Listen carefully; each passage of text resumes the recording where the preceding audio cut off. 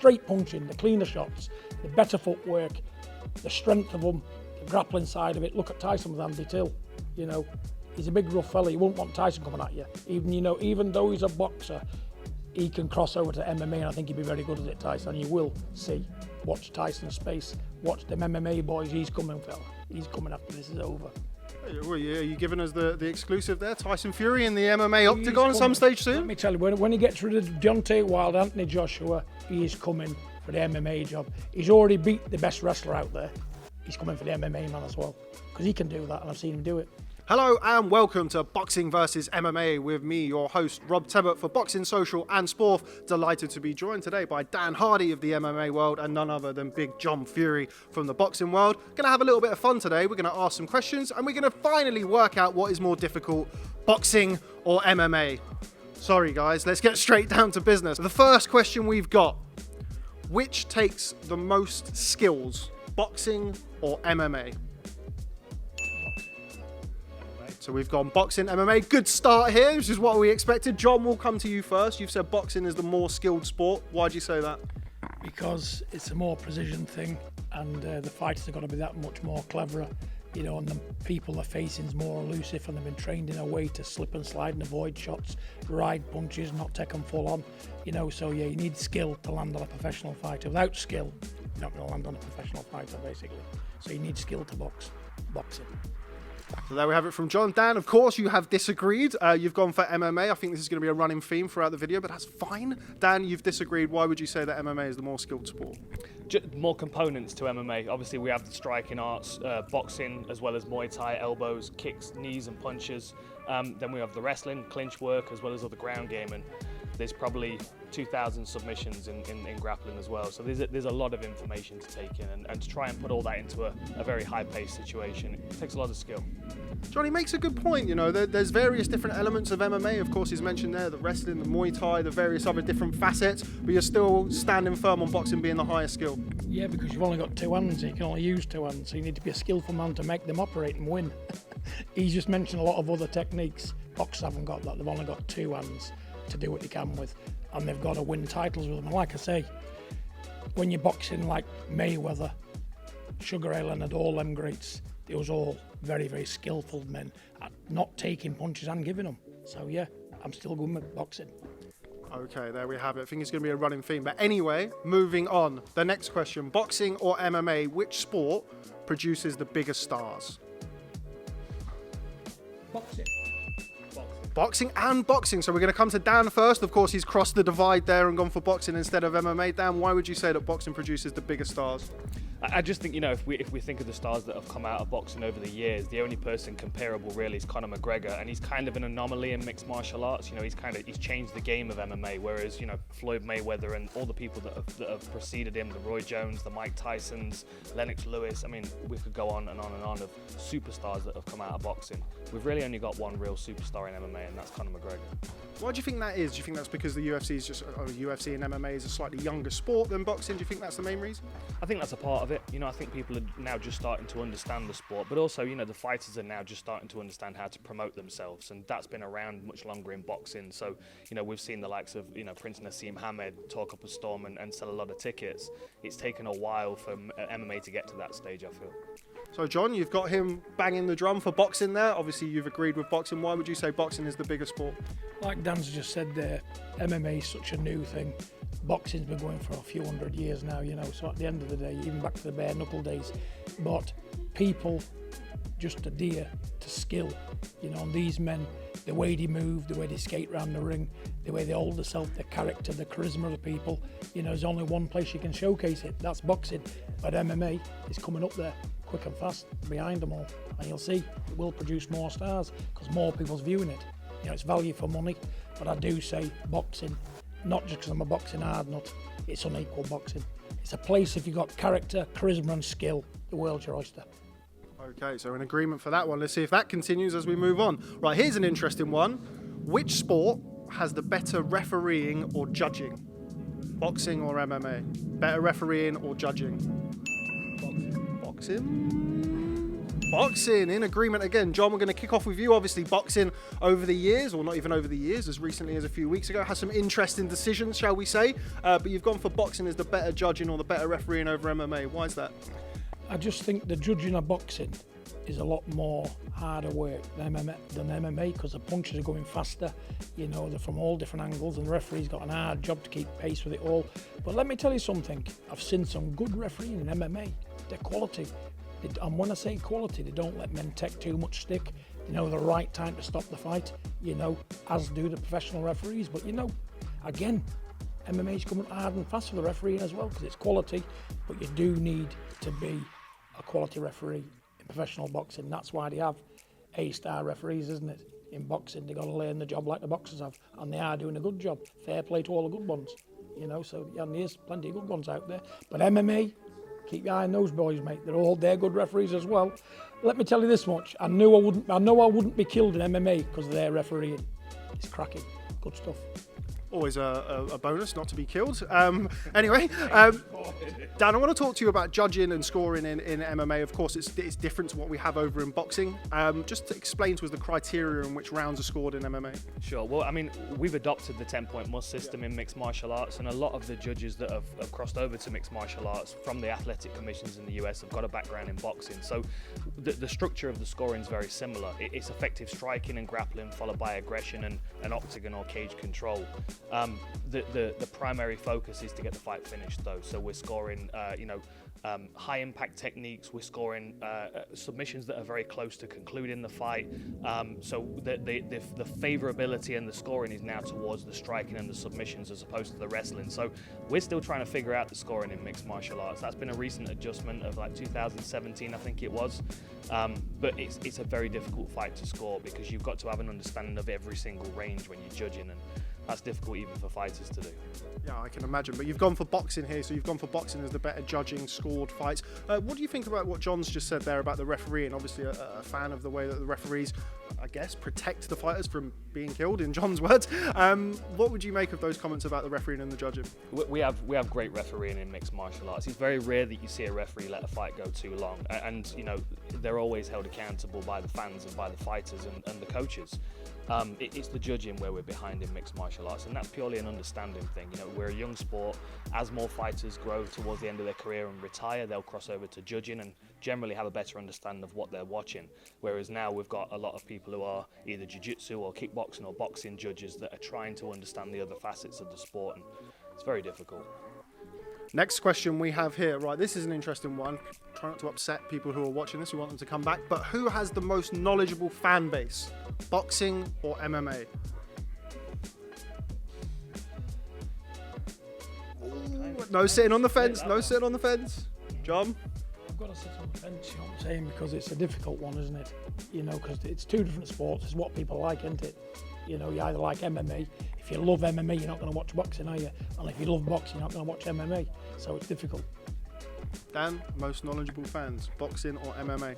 I've got to sit on the fence as well. I know a lot of boxing fans who are really very knowledgeable, but the same as MMA. I mean, you know, you can be obsessive about combat sports. You can live it and breathe it, even if you don't step in there and compete yourself. I just generally combat sports fans are obsessive, and there's not the same kind of division that a lot of people think. Generally, MMA fans also love boxing.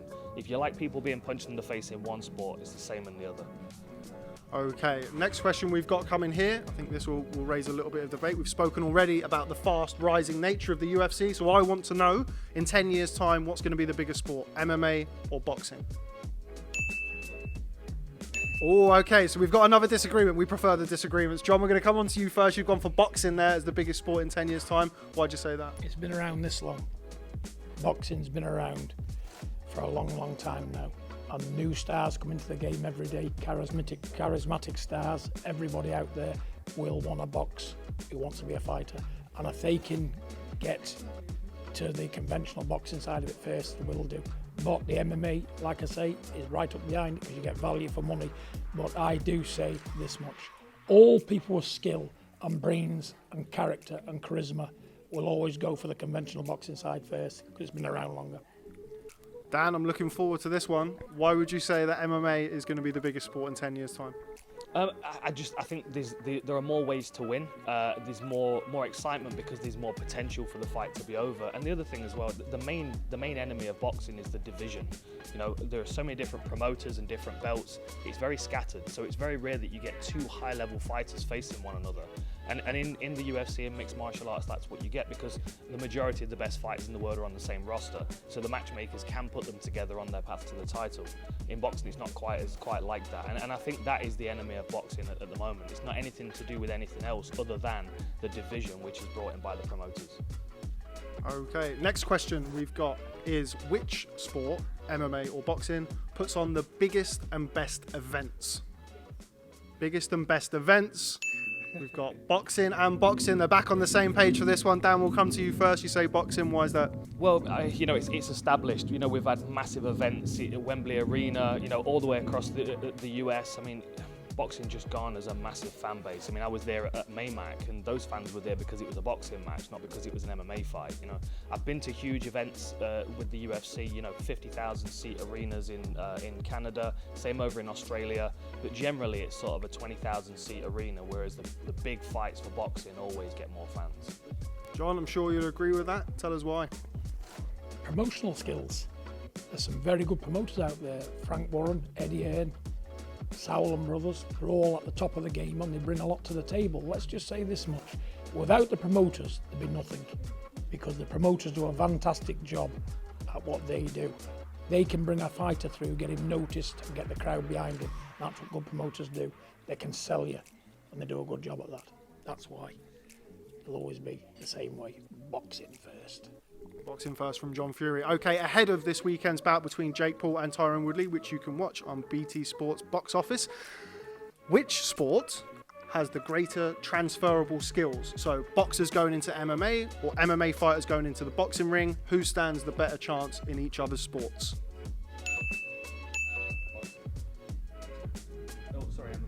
MMA. So we've got MMA. I had to double check there. Dan, we'll go to you first. So MMA, more transferable skills that can work in the boxing ring. Yeah, just transferable skills to combat sports generally. You know, myself as a mixed martial artist, I could fight under kickboxing, Muay Thai rules, professional jiu-jitsu rules. I have skills that are transferable into every arena, as well as boxing. If a boxer's coming over to MMA, as we've seen with the likes of James Toney when he tried it, you know, there are big facets in a boxer's game that would be lacking. And for as good as a boxer is on the feet, if you don't get the opportunity to land a punch and you look like a turtle on your back on the floor, you've got problems. There's a massive skill set to learn to step into MMA, whereas if you step in from MMA into boxing, you have to refine one skill set that you've already got a foundation in. James Toney, my favourite boxer, but the less said about his MMA career, the better. John, you've said that boxing has the greater transferable skills. Why'd you say that? I'm just going off what Tyson can do. He's a mean son of a gun with his knees, his elbows, his head, everything, you know. And over my lifetime, I've seen a lot of fighters in the gyms, you know, and they are rough, tough, dirty fighters. And I do believe with the right technical training for MMA, the crossover would be better, because they can throw straight punches and they can hit between a 4-inch gap where MMA can't. Some of them can't at the broadside of a barn, but professional boxers, they can deliver the shots correctly.